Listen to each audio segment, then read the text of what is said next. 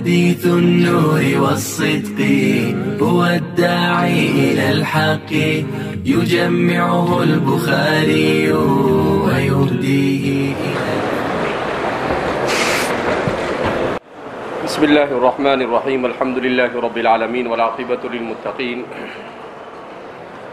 والصلاة والسلام على سيد الأنبياء والمرسلين سيدنا وحبيبنا وحبيب رب العالمين محمد وعلى آله وأصحابه ومن هدى بهديه إلى يوم الدين.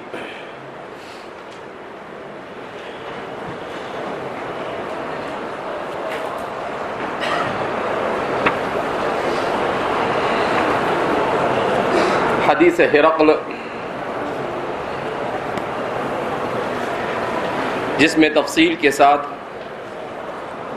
ہرقل کے ساتھ نبی کریم صلی اللہ علیہ وسلم کی مکاتبت کو ذکر کیا گیا. اس حدیث کا تعلق اور اس حدیث کا ترجمۃ الباب سے اس سے کیا ربط ہے، اس سلسلے میں حافظ ابن حجر عسقلانی رحمۃ اللہ علیہ فرماتے ہیں کہ ترجمۃ الباب میں آیت کریمہ ہے انا اوحینا الیک کما اوحینا الی نوح. اسی طریقے سے اس حدیث میں آیت ہے قل تعالوا الی کلمۃ سواء بیننا وبینکم. وہاں پر بھی حضرات انبیاء کرام علیہم الصلاۃ والسلام پر نزول وحی کی طرف اشارہ کیا گیا، اور اس آیت کریمہ میں بھی وحی ہمیشہ ایک ہی قسم کے عقیدے کو بیان کرتی ہے، اس کو بیان کیا گیا. اس طرح سے حافظ ابن حجر عسقلانی فرماتے ہیں کہ دونوں آیت ایک ہی مضمون کی طرف اشارہ کر رہی ہے کہ ایک میں انا اوحینا الیک میں وحی کے عقیدے کو اور انسانوں میں سے بعض لوگوں کو وحی کے لیے منتخب کیا جاتا ہے اسے بیان کیا گیا، اور تعالوا الی کلمۃ سواء بیننا میں حضرات انبیاء کرام علیہم الصلاۃ والسلام کی بعثت کے مقصد کو بیان کیا جا رہا ہے کہ حضرات انبیاء کرام علیہم الصلاۃ والسلام ہر زمانے میں ایک مقصود کے اور ایک مخصوص مقصد کو لے کر آتے تھے، اور وہ مقصد کیا تھا؟ الی کلمۃ سواء بیننا وبینکم. اور وہ کلمہ سوا کیا ہے؟ تو وہ کلمہ سوا ہے اللہ کی وحدانیت. تو انبیاء کی بعثت کا اصل مقصد ہی اللہ کی وحدانیت لوگوں کے سامنے بیان کرنا. اس لیے کہ اللہ رب العزت نے انسان کو پیدا کیا، اور اسے اللہ رب العزت نے اختیار دیا کہ وہ چاہے تو حق کو قبول کرے، چاہے تو وہ باطل کو قبول کرے. اور پھر باطل میں سب سے بدترین اگر کوئی چیز ہے تو وہ شرک ہے، اور حق میں سب سے اعلیٰ اگر کوئی چیز ہے تو وہ ایمان ہے. تو اس لیے فرماتے ہیں کہ اس طرح سے دقیق مناسبت ہے کہ ایک میں اس بات نبوت ہے تو دوسرے میں اس بات مقصد نبوت ہے. اس طرح سے حافظ ابن حجر عسقلانی نے اس کو بیان کیا اور دونوں کے درمیان مناسبت پیدا کی ہے. صاحب عمدۃ القاری نے بھی اس کی تائید کی ہے. ان دونوں حضرات نے بخاری شریف کی یہ شرح لکھ کر امت پر بڑا عظیم احسان کیا ہے. کل میں دیکھ رہا تھا، تلاش کر رہا تھا کہ کتنی مدت میں انہوں نے ایک شروحات لکھی. تو ان دونوں حضرات کو شرح کے لکھنے میں 30 سال لگے. کتنے سال لگے؟ 30 سال. حافظ ابن حجر عسقلانی کے بارے میں آتا ہے کہ انہوں نے اس کو لکھنا شروع کیا سن ہجری 812 میں اور اسے ختم کیا ایک روایت کے مطابق سن ہجری 842 میں اور ایک روایت کے مطابق قبیل وفاتہ. تو اگر قبیل وفاتہ والی روایت کو مانے تو 30 سے بھی زیادہ سال ہو جاتے. اسی طریقے سے امام بدر الدین العینی نے بھی 818 میں شروع کیا اور ختم کرتے ہیں 848 میں. تو دونوں حضرات کو 30 سال لگے ایک ایک شرح کو لکھنے میں. لوگوں نے زندگیاں کھپا دی. تو اس لیے ان کے باتوں کی بڑی قیمت اور وقعت بھی ہوا کرتی ہے کہ بڑی تحقیق کے ساتھ. اسی لیے کہتے ہیں کہ حافظ ابن حجر عسقلانی اور امام بدر الدین العینی ان دونوں حضرات نے بہت سارے ایسے مصادر، مراجع اور مصنفین کا ذکر اپنی کتاب میں کیا ہے جو آج بھی دستیاب نہیں ہے. ان کو مل گئے کہیں سے، اللہ نے ان کے لیے مہیا کیے، مگر آج بھی بہت ساری وہ کتابیں دنیا میں چھپی بھی نہیں ہے اور مخطوط کی صورت میں کہاں ہے اس کا بھی کوئی اتا پتہ نہیں ہے. تو فرماتے ہیں کہ گویا کہ سابقین کی جو عمدۃ الکتب تھی ان تمام کے تمام کتابوں کا نچوڑ ان دونوں حضرات نے اپنی کتابوں میں کیا کیا ہے، جمع کیا ہے. فجزاہم اللہ عن امت محمد خیر الجزاء واحسن الجزاء فی الدارین. بہرحال قال ابو عبداللہ، امام ابو عبداللہ امیر المؤمنین فی الحدیث امام بخاری فرماتے ہیں رواہ صالح بن کیسان ویونس ومعمر عن الزہری. اب امام بخاری کا ایک طریقہ یہ ہے کہ وہ کسی حدیث کو بیان کرنے کے بعد اس حدیث کا ثبوت اور وہ حدیث اور مزید کن لوگوں سے مروی ہے اس کی طرف وہ اشارہ کر دیتے ہیں، کبھی تعلیق کے ذریعے سے اور کبھی تتابع کے ذریعے سے. تو یہاں پر متابعتاً بیان کر رہے ہیں کہ اس روایت کو امام مسلم نے اپنی کتاب میں امام بخاری نے ابو الیمان حکم ابن نافع کے حوالے سے ذکر کیا. تو فرماتے ہیں کہ ابو الیمان یہ امام بخاری کے کیا ہوئے، شیخ ہوئے، اور شعیب یہ تلمیذ ہوئے زہری کے. تو اس لیے فرماتے ہیں کہ اس روایت کو امام زہری سے نقل کرنے والے جہاں پر شعیب ہے جن کے حوالے سے پوری روایت کو بیان کیا، وہیں پر شعیب کے علاوہ بھی زہری سے اس روایت کو مزید 3 لوگوں نے نقل کیا ہے، صالح بن کیسان، یونس اور معمر. تو فرماتے ہیں کہ صالح بن کیسان الغفاری المدنی یہ بھی امام زہری کے تلامذہ میں سے ہیں، انہوں نے اس روایت کو بیان کیا ہے. اور یونس ان کا تذکرہ اس سے پہلے ہو چکا اور معمر کا بھی اس سے پہلے روایت میں تذکرہ ہو چکا ہے. ان دونوں نے بھی امام زہری سے اس روایت کو نقل کیا ہے. اس طرح سے گویا کہ اس روایت کو زہری سے نقل کرنے والے کتنے لوگ ہو گئے؟ 4، شعیب، صالح بن کیسان، یونس اور معمر. 4 لوگوں نے امام زہری سے اس روایت کو نقل کیا. امام بخاری نے کتاب الجہاد میں صالح بن کیسان اور یونس کی روایت کو نقل کیا، اور کتاب التفسیر میں معمر والی روایت کو نقل کیا ہے. تو کتاب الجہاد میں اس پوری روایت کو کمی زیادتی کے ساتھ صالح بن کیسان اور یونس کی روایت کو نقل کیا ہے، اور کتاب التفسیر میں معمر کی روایت کو امام بخاری نے خود اس کی تخریج کی اپنی کتاب میں. یہاں پر تکرار کی وجہ سے ان سب روایتوں کو جمع نہیں کیا، اس لیے کہ روایتوں کو، بہت ساری روایتوں کو اختلاف الفاظ کے ساتھ جمع کرنے کی ذمہ داری یہ امام مسلم کی. یہ کام کون کرتے ہیں؟ امام مسلم. اگر امام بخاری بھی وہی کرنے بیٹھ جاتے تو جدت نہیں رہتی اور کتاب میں ضخامت زیادہ ہو جاتی. لہذا اس بنا پر امام بخاری صرف اشارہ کر دیتے ہیں، اور پھر انہی روایتوں کو کہیں پر جہاں ضرورت پڑتی ہے کہ ان سے کوئی اور مسئلہ استنباط اور استخراج ہو سکتا ہے کسی اور مسئلے کا، تو پھر وہاں پر کیا کرتے ہیں، اسے ذکر کرتے ہیں۔ تو روایت چھوٹتی بھی نہیں، اور ساتھ ساتھ میں ایک ہی روایت سے متعدد مسائل کا استخراج اور استنباط ہو جاتا ہے۔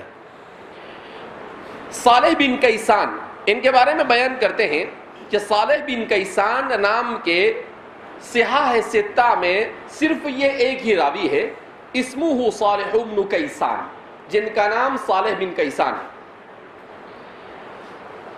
یہ اگرچہ امام زہری کے شاگرد ہیں، لیکن صالح بن کیسان یہ ان روات میں سے ہیں جن کو معمرین کہا جاتا ہے، جن کی بڑی طویل عمریں ہوئی۔ تو صالح بن کیسان کے سلسلے میں حضرات محدثین نے بیان کیا ہے کہ صالح بن کیسان کی عمر 160 سال کی ہوئی۔ کتنے سال کی عمر ہوئی ان کی؟ 160 سال کی عمر ہوئی۔ اور انہوں نے زہری سے جب روایت کو نقل کیا، زہری کی جب لقاء ہوئی اور زہری کے پاس جا کر سیکھنا شروع کیا، اس وقت ان کی عمر 90 سال تھی۔ اس وقت ان کی عمر کتنی تھی؟ تو 90 سال کی عمر میں زہری کے پاس جا کر انہوں نے کیا کیا؟ علم حاصل کیا۔ تو اس لیے فرماتے ہیں کہ عمر میں یہ زہری سے بہت بڑے تھے، زہری چھوٹے تھے عمر میں جس وقت ان سے روایت کر رہے تھے۔ اسی لیے بعض حضرات نے کہا کہ صالح بن کیسان جب زہری سے روایت نقل کرتے ہیں تو اس میں ایک لطیفہ نکلتا ہے کہ روایت الاکابر عن اصاغر، روایت الاکابر عن اصاغر۔ بہرحال تو صالح بن کیسان نے 160 سال کی عمر پائی، طویل عمر پائی، اور انہوں نے اس روایت کو ان سے نقل کیا ہے، ثقہ راویوں میں ان کا شمار ہوتا ہے۔ اصحاب صحاح ستہ نے ان کی روایتوں کو نقل کیا ہے، اور انہیں امام زہری کے اجل تلامذہ میں ان کا شمار کیا ہے۔ یونس اور معمر کا ذکر اس سے قبل ہو چکا ہے۔ تو فرماتے ہیں کہ امام بخاری فرماتے ہیں رواہ صالح بن کیسان، کہ اسی ہرقل والی روایت کو صالح بن کیسان نے بھی ذکر کیا ہے، متابعتاً اس کی طرف اشارہ کر رہے ہیں، اور یونس نے بھی اور معمر نے بھی عن زہری ہی امام زہری سے۔ اس کے بعد آگے بیان کرتے ہیں کتاب الایمان۔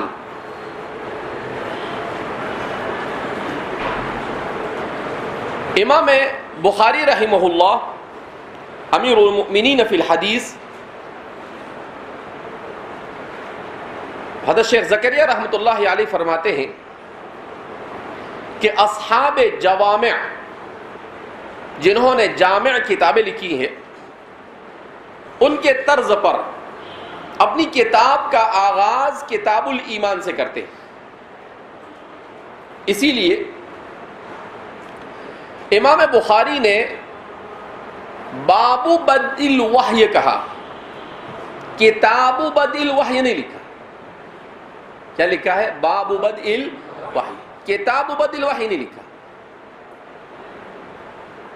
اسی لیے امام بدر الدین العینی فرماتے ہیں کہ اصل کتاب تو شروع ہوتی ہے یہاں سے، کتاب الایمان سے، اور باب بدء الوحی یہ تمہید اور مقدمے کے طور پر تھا۔ یہ کس کے طور پر تھا؟ تمہید اور مقدمے کے طور پر تھا۔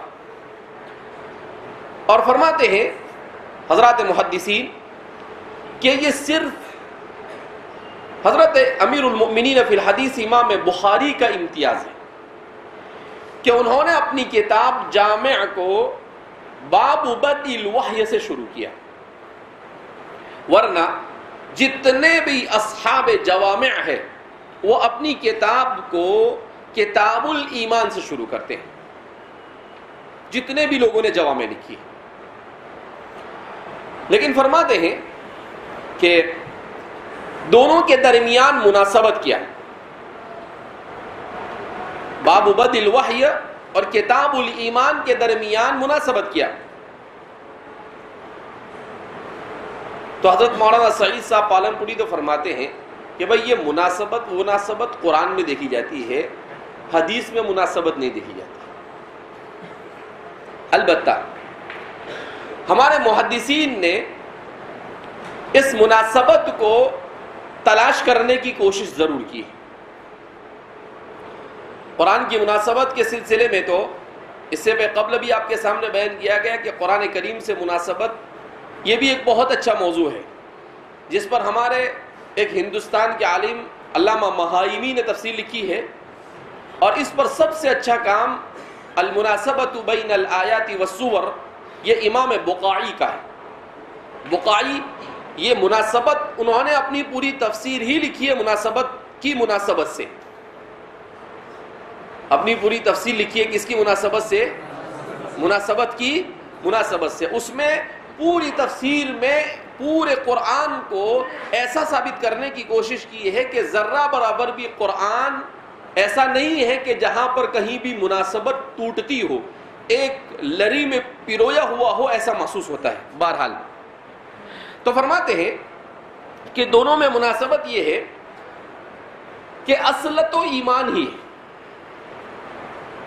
البتہ ایمان کا تھرمامیٹر، ایمان کی جانچ اور ایمان کا مدار یہ کس پر ہے؟ وحی پر. یہ کس پر ہے؟ ایمان کس کو کہتے ہیں؟ الایمان ان تؤمن باللہ وملائکتہ وکتبہ ورسلہ والیوم الآخر والقدر خیرہ وشرہ من اللہ تعالی. تو یہ امور غیبیہ، اس کا پتہ نہ انسان حواس سے خمسہ سے لگا سکتا ہے اور نہ اس کا پتہ انسان اپنی عقل سے لگا سکتا ہے. اس کا پتہ سوائے وحی کے اور کسی چیز سے نہیں ہو سکتا. تو اس لیے امام بخاری نے سب سے پہلے باب بدل وحی کہہ کر وحی کو سمجھا دیا کہ بھیا پہلے وحی کو سمجھ لے، جب وحی تیرے دماغ میں اتر جائے تب پھر آگے آئیے ہم آپ کو کہاں پر لے جاتے ہیں؟ ایمان کی سیر کراتے ہیں. تو اس لیے فرماتے ہیں کہ دونوں میں مناسبت یہی ہے کہ وحی کو سمجھنے کے بعد ایمان سمجھ میں آئے. جیسا کہ میں نے آپ کو شروع میں بھی کہا تھا کہ یہ فلسفہ اور سائنس وغیرہ بھی ایک زمانے تک بڑی بڑی بحثیں کرتے رہے، انسان کون ہے، کیا ہے، دنیا کیا ہے، کیوں آیا، کیسے آئے، جبکہ ان کا موضوع نہیں تھا، لیکن بحث کرتے رہے. لیکن آخر میں جا کر 19ویں 20ویں صدی میں انہوں نے بھی ایک علم ایجاد کیا جس کو ایپسٹومولوجی کہا جاتا ہے. نظریہ علمیت کہتے ہیں اردو زبان میں، اور عربی زبان میں اس کو نظریۃ المعرفہ کہا جاتا ہے. اس پورے علم میں صرف ایک چیز سے بحث کی جاتی ہے، اور وہ کیا ہے؟ ذرائع العلم، سورسز آف نالج. علم کے ذرائع کیا ہے؟ علم اور معلومات انسان کو کہاں سے حاصل ہوتی ہے؟ کیوں؟ اس لیے کہ انسان اور اس کے علاوہ جو مخلوق ہے اس میں مابہی الامتیاز چیز ہی کیا ہے؟ علم ہے. وعلم آدم الاسماء کلها. لہذا اس بنا پر امام بخاری سے اللہ رب العزت نے بڑی اچھی ترتیب کے ساتھ کتاب کو مرتب کروایا کہ پہلے بدء الوحی کو بیان کیا. اس طرح سے انہوں نے اسلام کے نظریے معرفت، نظریے علمیت اور ایپسٹومولوجی کو واضح کر دیا کہ بھئی یہ ہے اسلام کا نظریہ علم، کہ انسان کے لیے ذرائع علم تین چیزیں ہیں اسلام میں. ایک ہے الخبر الصادق، اور دوسرا ہے العقل، اور تیسرا ہے الحواس الخمسۃ. یہ تین ہے ذرائع علم. اس میں سب سے مقدم یہ اسلام میں اور مسلمان اور علماء کے نزدیک یہ کون سا علم ہے؟ الخبر الصادق. اور وہ کیا ہے؟ وحی. اور وہ کیا ہے؟ وحی.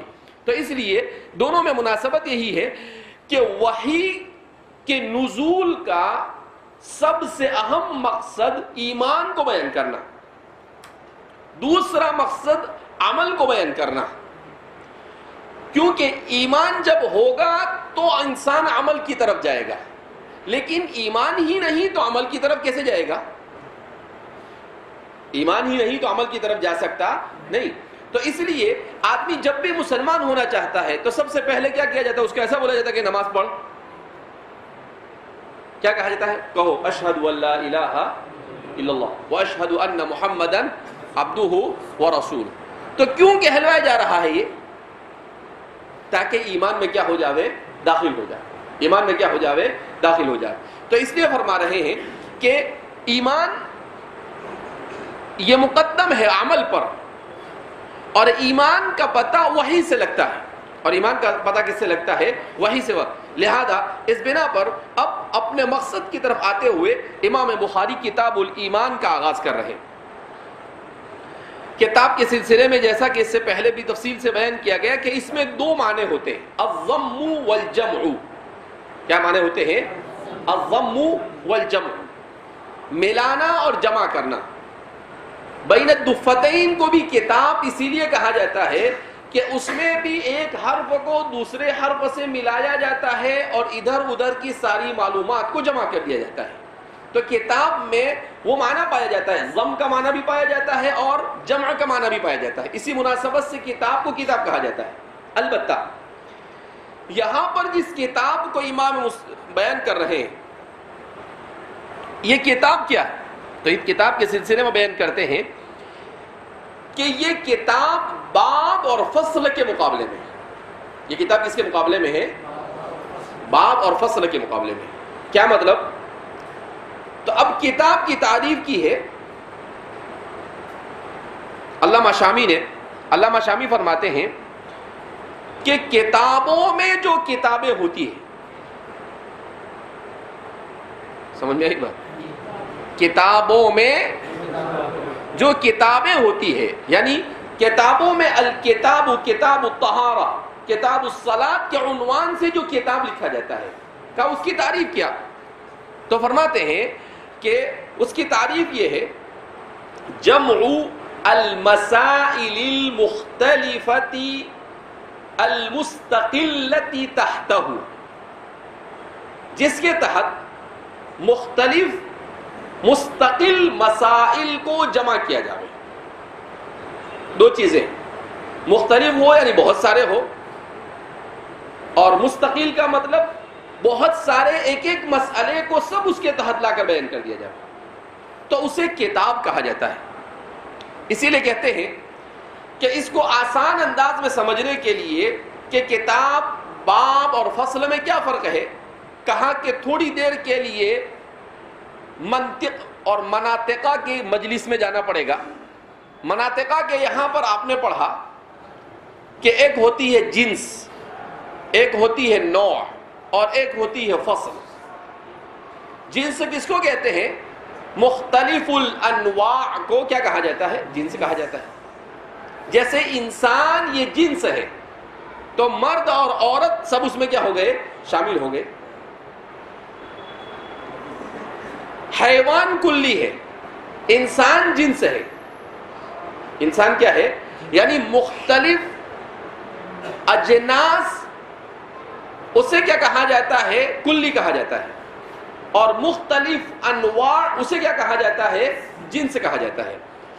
تو فرماتے ہیں کہ مختلف جنس کے مسائل مستقلہ کو جس کے تحت بیان کیا جاتا ہے، اسی طریقے سے باب کا مطلب کیا ہے؟ نوع. باب کا مطلب کیا ہے؟ نوع. کیا مطلب؟ کہ جیسے مرد اور عورت یہ دونوں جنس ہیں، لیکن صرف مرد اور صرف عورت یہ کیا ہے؟ نوع ہے. تو کہا باب کے تحت کسی ایک موضوع کے مسائل سے بحث کی جاتی ہے. جیسے کتاب الطہارہ لکھا، اور کتاب الطہارہ لکھنے کے بعد اس کے نیچے کیا لکھتے ہیں؟ باب الوضوء، باب الغسل. تو فرماتے ہیں کہ ایک نوع، اب وہاں پر صرف وضو سے متعلق مسائل سے کیا کی جائے گی؟ بحث کی جائے گی. اور پھر اس کے بعد آتی ہے فصل، کسی ایک جزئی سے متعلق مسائل، کسی ایک جزئی سے متعلق مسائل. جیسے فصل فی مسائل الخفین، یہ فصل ہے مسائل خفین کے بیان میں، کہ وضو کا ایک جز مسائل خفین ہے، وضو کا ایک جز مسح ہے. تو اس میں تو کہا اسی طریقے سے تو یہاں پر بھی ایمان سے متعلق جو متعدد مسائل ہیں ان تمام کے تمام مسائل کو یہاں پر کیا کریں گے؟ بیان کریں گے. تو اس وجہ سے اس کا یہاں پر عنوان دیا ہے کتاب الایمان. بسم اللہ الرحمن الرحیم لفظ ایمان پر تحقیق کے ساتھ آگے چونکہ مصنف خود اس پر کلام کریں گے، اس لیے ایمان کے سلسلے میں جو بھی اس کے لغات اور اصطلاح کے اعتبار سے جو تعریف ہے وہ اس کے طرف مصنف خود اشارہ کر رہے، تو وہیں پر ہم آگے اس کو جانتے چلیں گے۔ بسم اللہ الرحمن الرحیم، شروع اللہ کے نام سے جو بڑا مہربان نہایت رحم کرنے والا ہے۔ امام بخاری کی عادت شریفہ ہے کہ اپنی ہر کتاب کے شروع میں بسم اللہ لکھتے ہیں، تو فرماتے ہیں انہا میزۃ یمتاز بہا البخاری بین المحدثین، کہ یہ امام بخاری کی ایک امتیازی شان ہے کہ ہر کتاب سے پہلے بہت ساری جگہوں پر پہلے بسم اللہ آتا ہے، اس کے بعد کتاب الایمان آتا ہے۔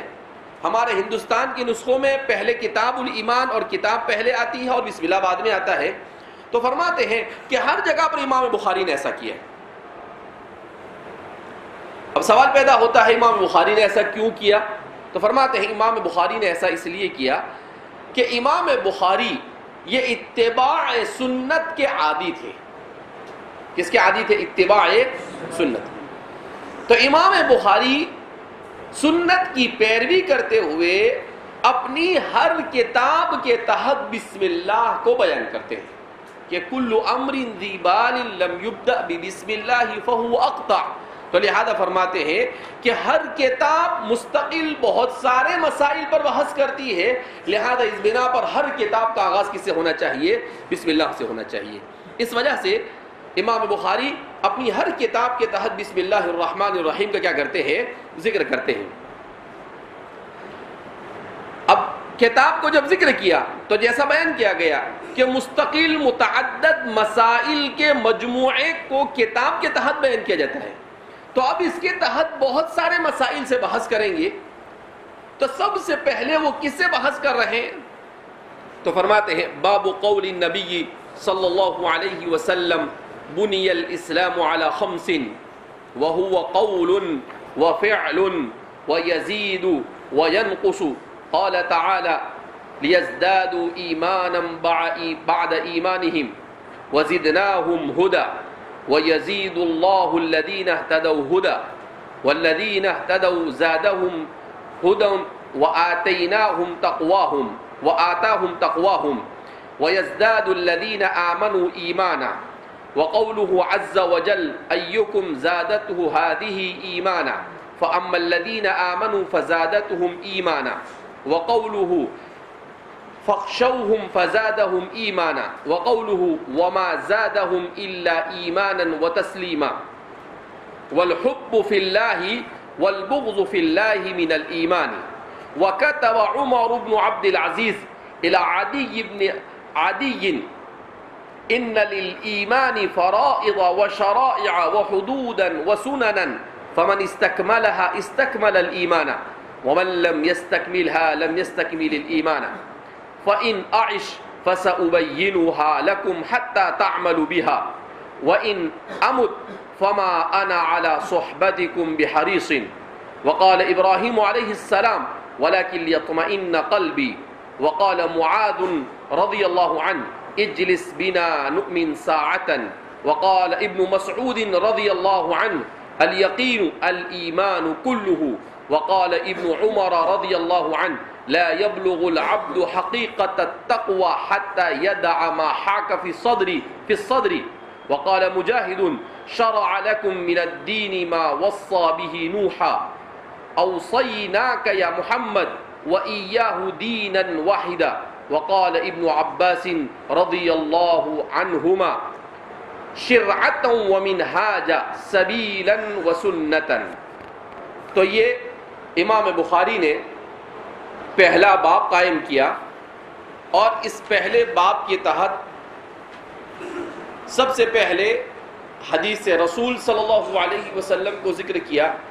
حدیث رسول کو ذکر کرنے کے بعد قرآن کریم کی متعدد آیات کو ذکر کیا۔ قرآن کریم کی متعدد آیات کو ذکر کرنے کے بعد متعدد صحابہ اور تابعین کے اقوال کو اس سلسلے میں اس کی تفصیل کے لیے ذکر کیا. اس طریقے سے ایک لمبا عنوان قائم کیا. امام بخاری نے کیسا عنوان قائم کیا؟ لمبا عنوان. ایسا عنوان قائم کیا کہ اس عنوان میں آگے جتنی روایتیں لانے والے ہیں ان تمام روایتوں کا اشارہ دے دیا. کیا دے دیا؟ اشارہ دے دیا. تو سب سے پہلے فرماتے ہیں باب قول النبی صلی اللہ علیہ وسلم. باب قائم کیا، جیسا کہ ہم نے آپ کو بتلایا کہ باب کے تحت ایک جنس کے مسائل کو کیا کیا جاتا ہے؟ ذکر کیا جاتا ہے. تو اب فرماتے ہیں کہ اسلام کا مدار کس پر ہے؟ تو حدیث صحیح ہے جس کی خود تخریج امام بخاری آگے کریں گے، اس کے جزء اول کو بیان کر دیا. بنی الاسلام علی خمس، کہ اسلام کی بنا اور اسلام کی بنیاد 5 چیزوں پر رکھی گئی. شہادت اللہ الہ الا اللہ و اقام الصلاۃ و ایتاء الزکاۃ و صوم رمضان و حج بیت اللہ. یہ 5 چیزیں اس پر بناء اسلام. اس پر کیا ہے؟ بناء اسلام. تو پہلے اتنا بیان کر دیا اور کہا کہ اس باب میں اسلام اور ارکان اسلام سے متعلق روایات میں جو تفصیل ہے اسے ذکر کیا جائے گا. یہاں پر ہمارے علماء نے ایک بحث یہ چھیڑی ہے کہ کیا اسلام اور ایمان ایک ہے یا 2 الگ الگ چیزیں؟ اس لیے کہ مصنف باب قائم کر رہے ہیں ایمان کا اور بات کر رہے ہیں اسلام کی. علامہ انور شاہ کشمیری نور اللہ مرقدہ فرماتے ہیں کہ اس سلسلے میں حضرات محدثین کی جب آراء کا میں نے جائزہ لینا شروع کیا تو میں اس نتیجے پر پہنچا کہ بعض محدثین اسلام اور ایمان کو الگ الگ شمار کرتے ہیں اور بعض محدثین اسلام اور ایمان کو ایک شمار کرتے ہیں اور بعض محدثین یہ کہتے ہیں کہ اسلام نام ہے مبدأ کا اور ایمان نام ہے منتہا. اسلام نام ہے مبدأ کا اور ایمان نام ہے منتہا. اور حضرت کی رائے پڑھنے کے بعد یہ بات سمجھ میں آتی ہے کہ آپ کو بھی آخر والی بات پسند ہے. کون سی بات پسند ہے؟ کہ دونوں نہ تو کلیتاً الگ ہے اور نہ کلیتاً ایک ہے، بلکہ دونوں کا ایک دوسرے کے ساتھ ربط ہے. البتہ دونوں کچھ نہ کچھ درجے میں ایک دوسرے سے جدا بھی ہے. عموم خصوص من وجہ ہے کہ کچھ چیزوں میں دونوں ایک جیسے ہیں اور کچھ چیزوں میں دونوں الگ الگ بھی ہیں. امام بخاری چونکہ یہاں پر ایک بڑی دقیق بحث چھیڑ رہے ہیں اور وہ بحث کیا ہے کہ کیا عمل یہ رکن ایمان ہے یا نہیں. کون سی بحث چھیڑتے ہیں کہ کیا عمل یہ ایمان کا رکن ہے یا نہیں. حضرات محدثین کا مسلک اس سلسلے میں یہ ہے کہ ایمان عمل یہ رکن ایمان. عمل یہ کیا ہے؟ رکن ایمان. اصحاب الرائے یا جنہیں کہا جاتا ہے فقہاء عراق، امام ابو حنیفہ اور احناف، یہ کہتے ہیں کہ عمل یہ رکن ایمان نہیں. عمل یہ رکن ایمان نہیں بلکہ ایمان کی شرط ہے، بلکہ کیا ہے؟ ایمان کی شرط۔ امام بخاری چونکہ اپنا مسلک یہ لے کر چل رہے ہیں کہ یہ رکن ہے، لہذا انہیں یہی ماننا پڑے گا کہ ایمان اور عمل یہ دونوں ایک دوسرے کے ساتھ رکنیت کا رشتہ رکھتے ہیں۔ کون سا رشتہ رکھتے ہیں؟ اب جب رکنیت کا رشتہ ہے تو ظاہر سی بات ہے امام بخاری کو اپنے مستدل کو بیان کرنے کے لیے کہنا پڑے گا بنی الاسلام علی خمس، بنی الاسلام علی خمس۔ تو اس لیے انہوں نے اس حدیث کے جز کو بیان کر کر ایمان کے سلسلے میں اپنے مسلک کی طرف اشارہ کر دیا، اپنے مسلک کی طرف کیا کیا؟ اشارہ کیا۔ دوسرا مسئلہ، هل الایمان یزید وینقص ام لا؟ ایمان یہ کم زیادہ ہوتا ہے یا نہیں؟ یہاں پر بھی اختلاف۔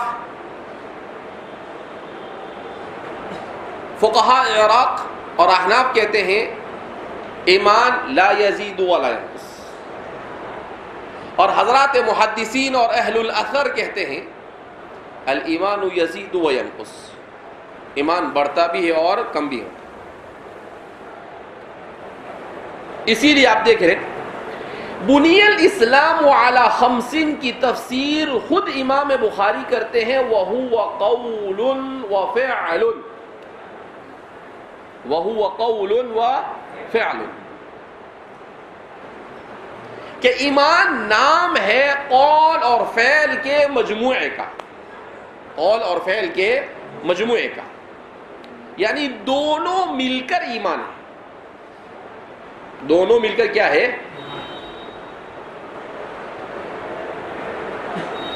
دونوں ایک دوسرے کے لیے رکن کی حیثیت رکھتے ہیں، اور پھر اس کے بعد فوراً دوسرے مسئلے کی طرف اشارہ کرتے ہیں وَيَزِيدُ وَيَنْقُصُ، کہ ایمان بڑھتا بھی ہے اور ایمان کم بھی ہوتا ہے۔ تو اس طرح سے امام بخاری ایمان کے سلسلے میں حضرات محدثین اور اہل الرائے کے درمیان جو اختلاف ہے اس اختلاف کی طرف کیا کرتے ہیں؟ اشارہ کرتے ہیں۔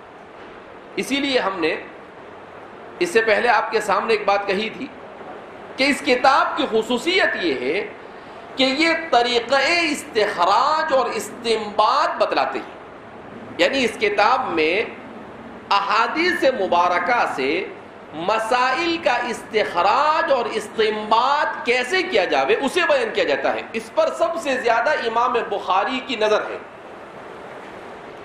اس لیے وہ کوشش کرتے ہیں الجمع بین الفقہ والحدیث، فقہ اور حدیث دونوں کو کیا کرنے کی؟